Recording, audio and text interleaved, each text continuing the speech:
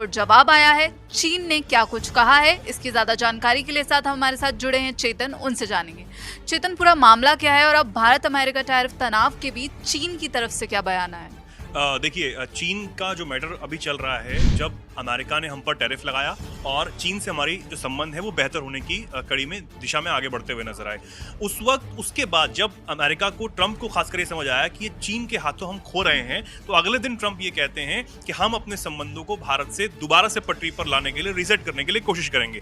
लेकिन सबसे बड़ा उस वक्त ये सवाल था कि क्या भारत अब चीन को छोड़ देगा।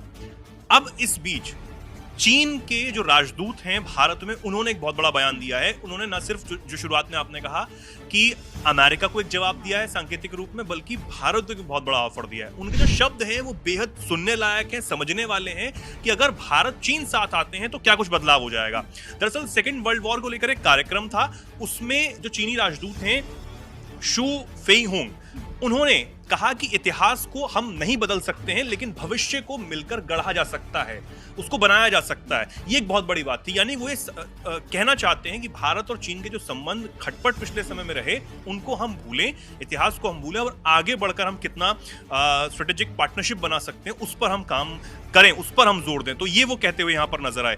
साथ ही उन्होंने इस बात को भी कहा कि भारत और चीन को इतिहास से सबक लेकर शांति और सहयोग की मशाल आगे आने वाली पीढ़ियों को सौंपनी होगी, तभी जो चीजें हैं वो मजबूत हो सकती हैं और एक दबदबा जो है वो कहीं ना कहीं पश्चिमी देशों का कम हो सकता है। ये वो कहते हुए नजर आए।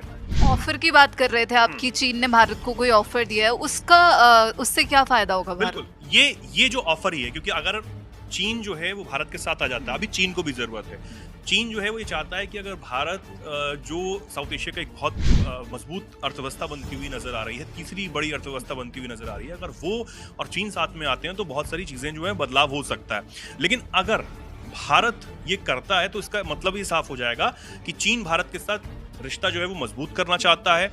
अब ट्रंप टैरिफ के बाद चीन ये देख रहा है कि अगर भारत के वो करीब आता है तो अमेरिका की बेचैनी जो है वो और ज्यादा बढ़ जाएगी। जिस तरीके से हम देखते हैं कि ट्रंप की निगाहें इन दोनों की दोस्ती पर खासकर जो है वो टिकी हुई हैं। और सबसे बड़ी बात यह है कि अमेरिका की जो ताकत है वो कहीं ना कहीं सीमित होती हुई नजर आएगी। अब पूरी दुनिया की जो पॉलिटिक्स है और जो ट्रेडिंग है वो कहीं ना कहीं इससे ज्यादा प्रभावित होने वाली है।